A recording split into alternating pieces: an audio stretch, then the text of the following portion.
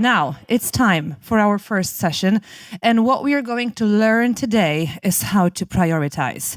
So, within our freelance experience, it usually works this way that we want clients, we desperately want clients to know that we feel secure, okay, that we have the money that we need.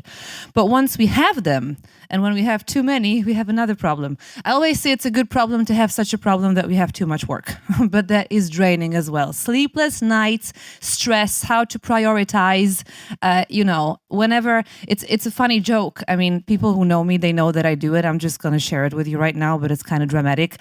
So whenever someone asks me where my deliverable is, I always say, well, I'm working on it right now. I sent it to yesterday. Didn't you get it? Why didn't you get it? Yeah, of course, I never send it. Yeah, that happens when I'm in a crisis situation. So today, our next speaker, Pollklaesener, is going to explain to all of us how to prioritize properly so that things like that don't happen and that you can truly enjoy your freelance career and days. Welcome on stage. Stop starting, start finishing.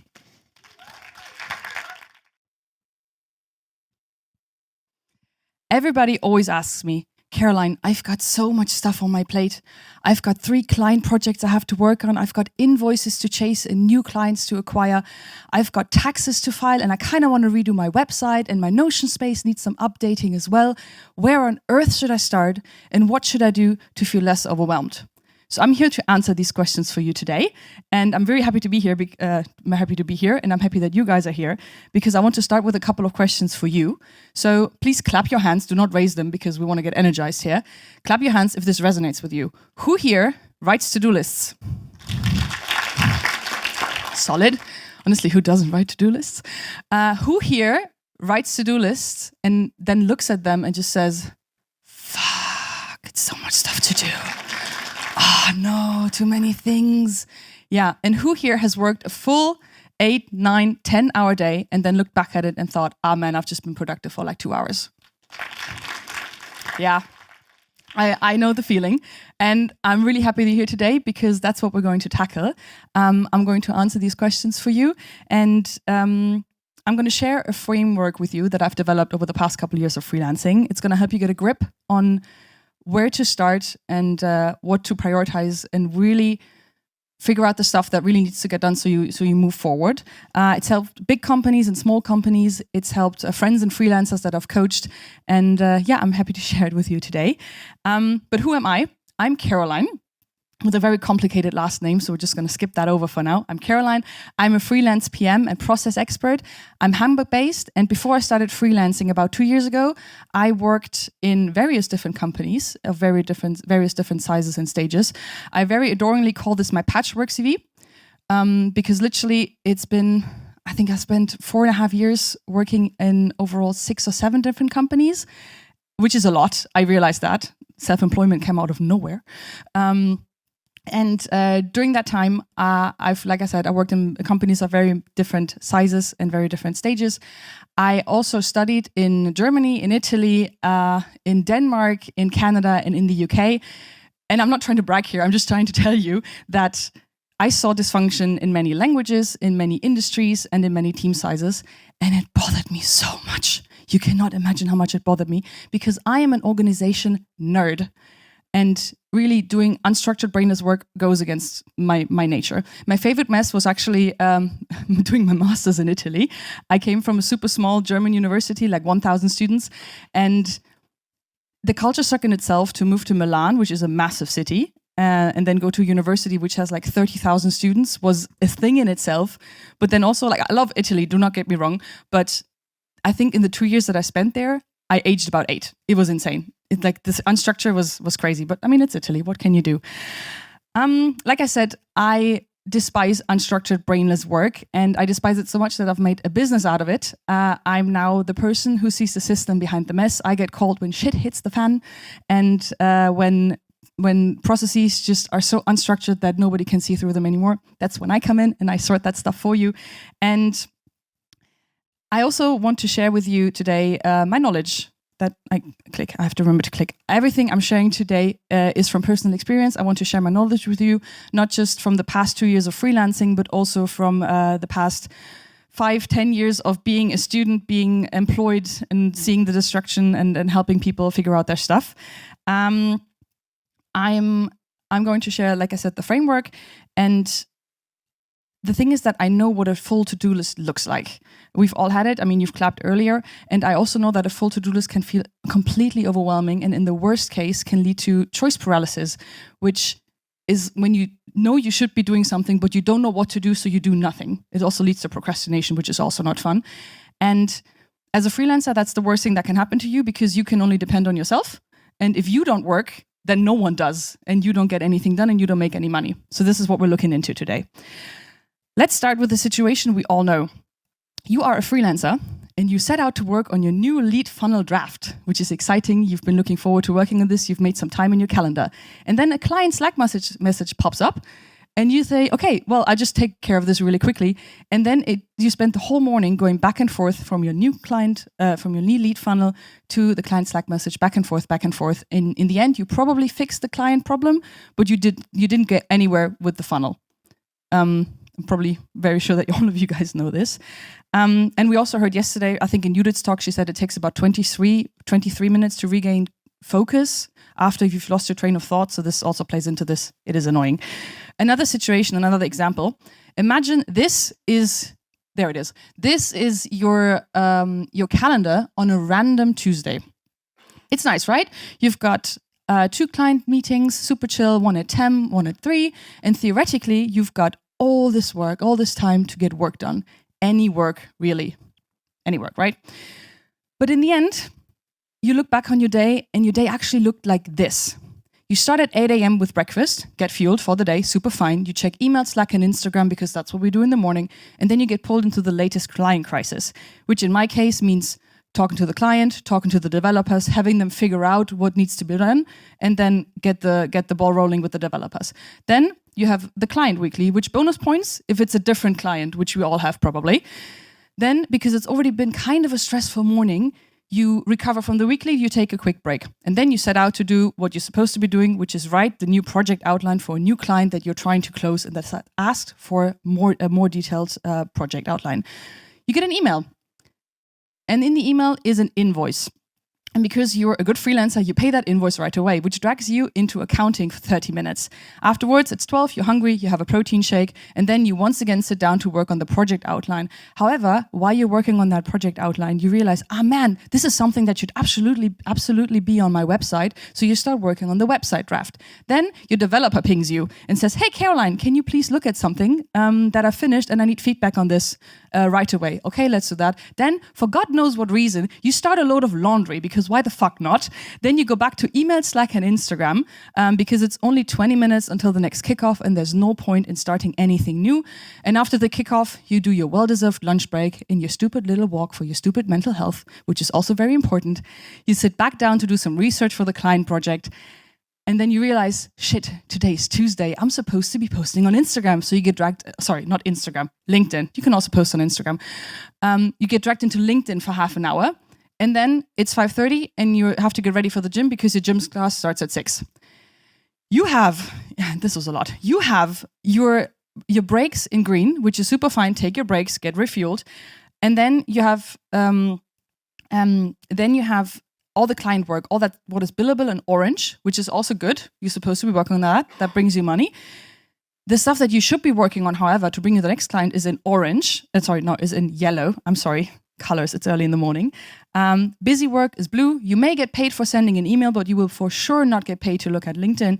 And purple is the stuff that you know you should be doing, but that's never too important or important enough to put on your to-do list. But you just kind of, when you work on it when you have time, which is literally never.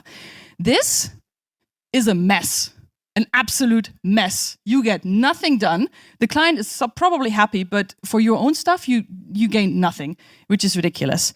You definitely have a prioritization issue, and you probably also have a distraction issue. Sophia mentioned this yesterday in her talk about the roles. It's easy to switch between roles when they're all very similar. And this is the case here. You switch all the time, you get distracted super easily, and in the end, you get nothing done. No one tells you what is important as a freelancer. You have to decide yourself. And remember, you signed up for this. You are your own boss. This is what you wanted, so now you have to stuck with it. Everything feels equally important when it's all on the same to-do list. And that also means, like I said, you get distracted super easily because you see the massive to-do list and you just go, oh yeah, I can do this, I can do this, I can do that. When you set out to work on one task and one task only, a distraction does not feel like a welcome escape that you can wander off with, but like an actual distraction that keeps you from fixing or working on the stuff you actually set out to do. So now we're gonna dive into how to fix this. You might be asking yourself, where on earth should I start with my massive to-do list? Well, I told you I'm an organization nerd. You start with some structure. This is the framework that I've mentioned before, and essentially you sort your to-do list into 3 buckets. The first bucket is revenue and growth. It's essentially everything that makes you money and what brings in the next client. So all the stuff that you can bill, all the stuff that you can bill very close into the future, this is where it lives. And this is arguably the most important category because we all want to make money, right? Right. Woo. Hyping myself up here.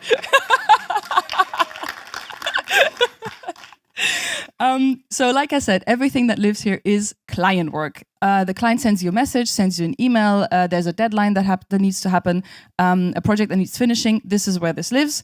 It's also, however, writing invoices and chasing those invoices, because if you end up with an empty bank account and you can't pay your rent because the client is really slow at looking at their invoices and their accounting is also shit, then it's shit for you. So this lives in category 1, everything that brings in the money. What else is in here? Acquisition, for sure. You need to make sure that you have a client pipeline ideally. And I know this myself. I get distracted in client work and then I don't do acquisition and then the project ends and I'm standing there and thinking, shit. So what's next? All right.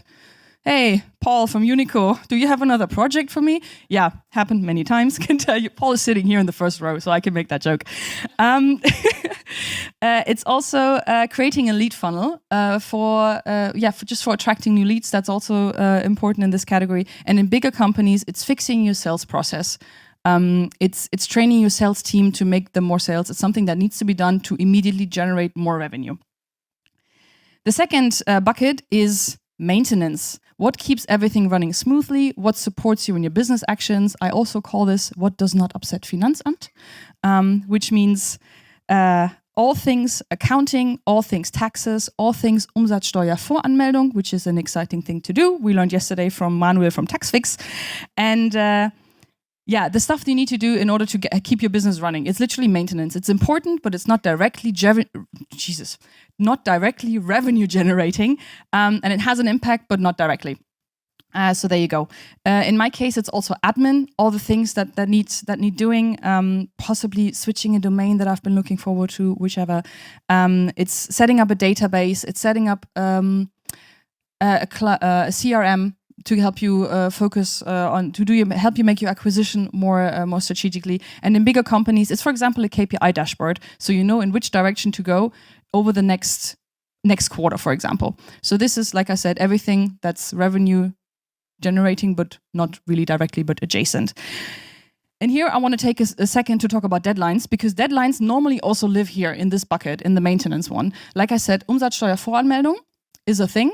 In my case, it happens every month on the 9th. And there's been a case where Finanzamt does not send you reminders. They will for sure send you a Mahnung with Zinsen. And it is very, very annoying when you look at this and you think, oh yeah, I had this on my calendar, but I deprioritized it for some client work or for something else that was completely unimportant. And then you have to pay more money. So that's annoying. So deadlines override everything. And you're better off working with them instead of against them. And then you're good to go. So yeah, keep those in mind. And then finally, the annoying rest. You can also call it the I don't want to do this pile, or whatever is left over pile. It's everything that's been bugging you for weeks and you haven't come around to fix it. This includes... Oh wait, not this includes. I'm sorry. I was one sentence too fast. This is everything that bothers just one person in the company if you're looking at a bigger company. But unfortunately, as a freelancer, that one person is normally you. So this annoys you a lot. And normally, when I look at this, it's something that I start and I'm working on a task on this thing. It normally starts with, fuck it, I'll do it now, which is detrimental because it's the annoying rest. It's not what makes me money. And I'm assuming it's the same with you. This is fixing your annoying workflow that you haven't come around to do yet. It's cleaning up your Notion template. It's fixing your email signature that doesn't need fixing unless you just did a rebranding, in which case, please do it in the maintenance pile. It's errands that you need to run. In my case, it's bringing my winter coat to the dry cleaner. It is June. I have not done that yet because it's not been a priority, and I hope I get to it around October when I need it again. But essentially, this pile does not discriminate. Put everything on here, all the private things that need doing, so they're actually in a pile, and you can look at them in one go. Normally, people start here in the annoying rest because it's easy, it's straightforward, it's bite-sized. You can cross it off right away because I just bring the winter coat to the dry cleaner, cross it off, we're done here, fantastic.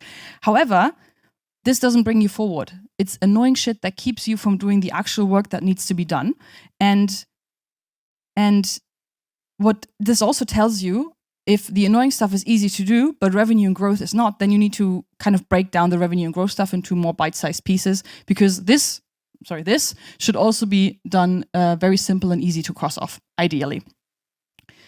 So now we have some structure and we kind of have our priority. We do revenue and growth, then maintenance, and then the annoying rest. Let's get started.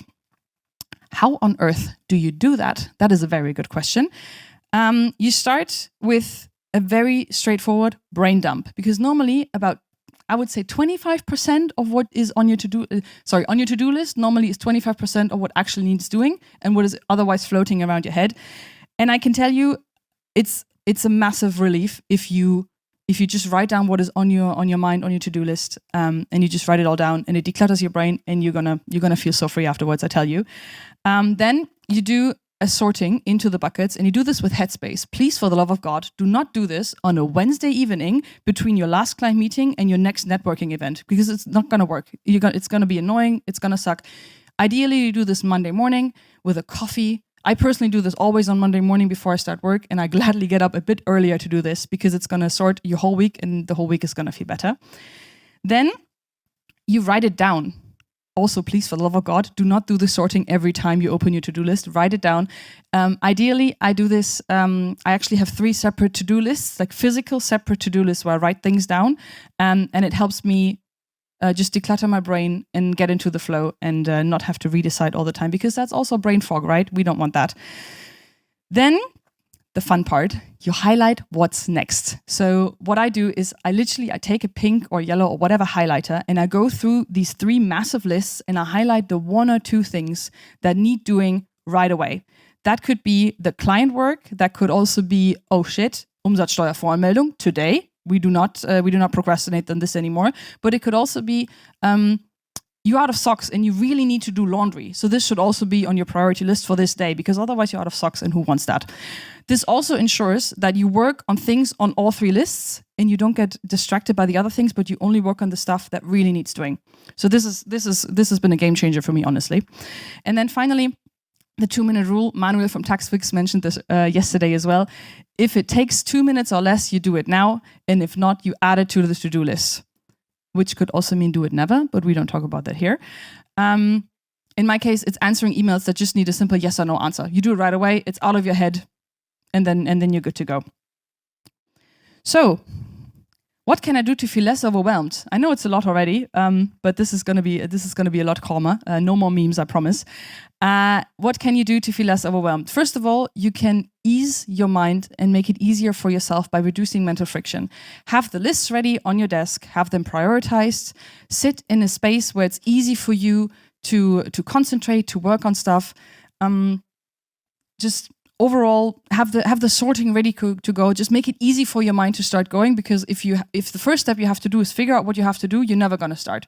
So figure that stuff out before and then actually get to work. The next one is limit distractions. Yes, I know, tale as old as time. Do not disturb mode on your phone. Stop the client messages coming in. Silence the notifications. It helps. It really, really helps. There's been cases where I literally had to put my phone into the next room on charger and not touch it until I really needed it for something in order to get some work done. And this is what did it to me, honestly. Next one, working batches. That works really well for me. Again, with Umsatzsteuervorerklärung, I tend to do all of my accounting in 2 hours on the 5th or 6th of the month before Umsatzsteuervorerklärung is due. And I don't think about accounting the other times of the day, unless there's literally an invoice coming in that says, please, for the love of God, pay this now. Otherwise, I do not look at accounting, and I do it in batches. This works for admin as well. This works for client work. And we've heard from Sophia's talk, switching between tasks takes a lot of time. It takes a lot of effort. And if it's difficult for you to switch between tasks, bundle it, do it all in one go, schedule it on your calendar so you don't forget it. And then you should be good to go. And then it's my personal favorite on this list. And this is a bit biased because I'm a patterns person. You figure out patterns. And patterns can be anything really from, oh man, category 1 tasks, they're super annoying. I really don't know. They're super annoying. And it's really always taking me so much time and energy to get them done. It could also be, I figured out that I do my best work in the morning, or even, oh man, this one client, I always feel nauseous when I have to collaborate with them. Like, work is fine, but talking with this person just, oh no, I want to puke every time I do this. Figuring these patterns out can be your superpower because you can work with them instead of against them. And like I said, I'm a patterns person. This comes really easily to me. Look out for the stuff you do all the time. Look out for how you feel when you get work done, when you don't get work done. And this can really tremendously change your workday and get you working as well. Then the next one is plan ahead. Also one of my favorites. Deadlines, like I mentioned before, can override everything. And if you know they're coming, you can spot them from a distance and they don't sneak up on you, and you just get work done more easily and you feel less stressed. Also, if you have reoccurring things that happen all the time, like, I don't know, I think Bao might be in the audience already. She's taken the next talk. Yeah, there you are. She sends out newsletters. And I assume that it overwhelms you every time the newsletter sneaks up on you, unless you literally plan ahead for it in your calendar to get the newsletter done. Because if you want to set it out on the 15th and then you don't have time on the 15th, it sucks. And you feel less accomplished, and your followers don't know what's happening. So yeah, plan ahead. And finally, revisit this list or the buckets that I mentioned regularly. Your to-do list from 2 weeks ago is not your to-do list from today, or it shouldn't be. And some people do this every day, which I think is a bit overkill. Some do this every week, which also for me doesn't really work. I do it once every 1.5 to 2 weeks, and it feels so nice to just clear all the stuff that you crossed off out and make space for some new to-dos. And also, you get rid of the notes that have been living on your desk for the past 2 weeks. So this is really nice. Revisit this regularly and do the sorting probably again, because also projects change and your priorities change. And there you go. Then you have a fresh start. So this can take you from this mess that we had. You take all of this, what we had, and it can give you this. You still have all your breaks, but now the focus is on the yellow stuff, the stuff that actually brings you forward, and the stuff that makes you money. You also still do the client work, which is super fine, that needs to get done. Emails, Slack, and probably also Instagram is contained to 2 blocks at 8:30 and at 2, and you still, like I said, have all your breaks.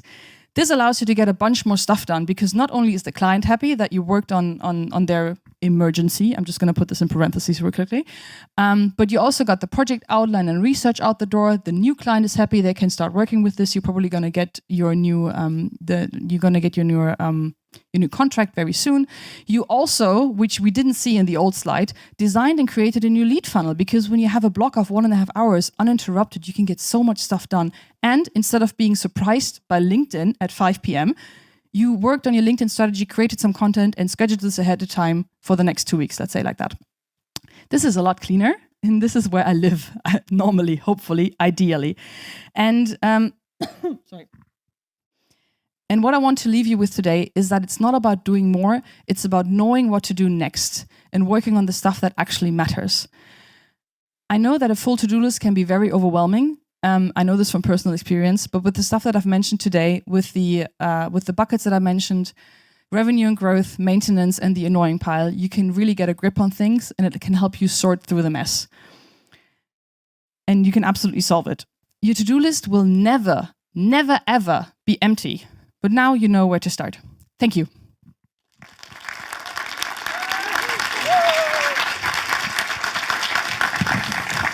Thank you so much. The one thing that surprises me the most is that you have something against the Italian dolce far niente. No, amore, no. No. Oh, please.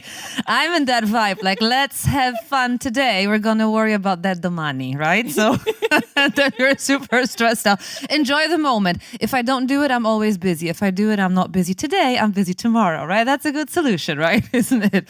No, just kidding. I mean, it drives me crazy. But I hope you still love Italy, do you? Oh, I love Italy. I'm spending a month there in September. I'm already so excited. Yeah. What city's your favorite one? So I started in Milan.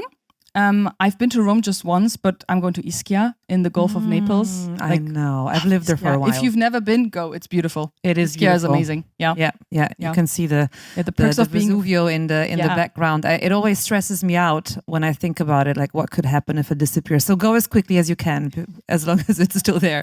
And also perks of being a freelancer, right? I can just open my laptop anywhere and just do it in Italy in September. I'm excited. That's true. Yes. Questions, if you have any questions, please go to Slido. This is Slido. You can scan it right now. Exactly. Yes. And also, if you want to get in contact, you have this slide. This is all the stuff that I've mentioned. You can take a picture now if you want. And just connect and ask questions. Like I said, I also do coaching. Yes. Perfect. And if you don't feel like doing Slido now, maybe you have some live questions. Don't be shy. Anyone? Wonderful. Yes. Please. The microphone is yours. So I am losing my to-do list regularly. That's one way to do it. I recently exported my Google Notes and there were like, 40 unfinished to-do lists on there because they were just lost in the pile and I'm not really looking at them. I write them once and then I forget about it and then it doesn't really help. So what do you do about that? That is a very interesting question. I do that as well. My to-do list lives in Notion and it's sometimes updated, sometimes not.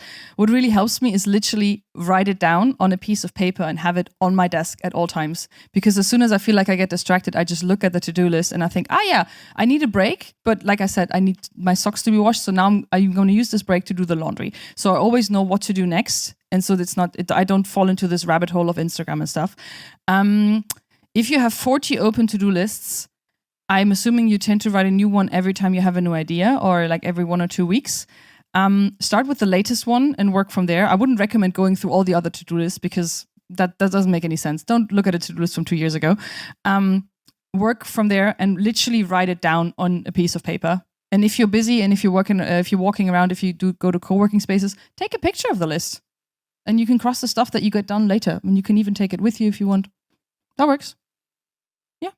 I still feel hopeless though. I'm on the snooze mode every 5 minutes. Like, why is that still not over? Like, let's do it later. Who has another question?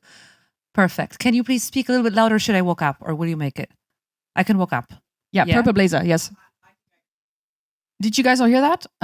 It's essentially about how she wants to create funnels and get her business rolling, but also make time to learn tools to do this better. Did I get that right?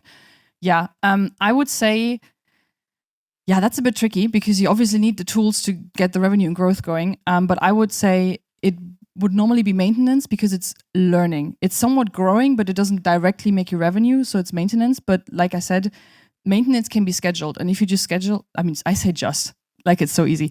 If you schedule some time in your calendar, let's say a time where you can really focus on deep work and know that you can go through these learnings really quickly, I think it's going to help you get more clarity on this because you then allow yourself to dive into this. And there's a scheduled time in your calendar to just learn. And it doesn't matter what else happens because you have your phone on Do Not Disturb and the clients do not annoy you. This is the time for you to learn. And I hope that helps. I have the same problem. I've been learning Claude for the past, year and a half or something. And I never really get around to do it unless I literally sit down and say, okay, I'm going to do this now for like 1 or 2 hours and I'm really going to figure something out. Yeah. Hope this helps. Cool. Okay. Oh, time. Yeah. And one last one. What's your favorite? Planning digital or on paper? Planning digital or on paper? For myself as a freelancer where I don't have anybody to give accountability to and to have nobody have to check my work in some ways, it's normally on paper because it just gives me a really nice overview. And that does it for me. if it's in a team setting where other people need to see what I'm working on, because if I get sick, they need to pick up where I'm working. It's digital for sure. Like Jira lists or Notion lists or something. So my clients, even they know what I'm working on, and they can pick it up or whatever when I'm sick or when something happens. All right. Yeah. Very good. Thank you so much. It's been really, really helpful. Feel free to approach her directly for questions. I'm sure that you have some, more than some. I will do that for sure. I still feel so hopeless. Oh my God. Yeah, I can help. Well, I do coaching as well. So. Oh, thank you. Little, Thanks so much. Commercial here. Thank you. Thank you.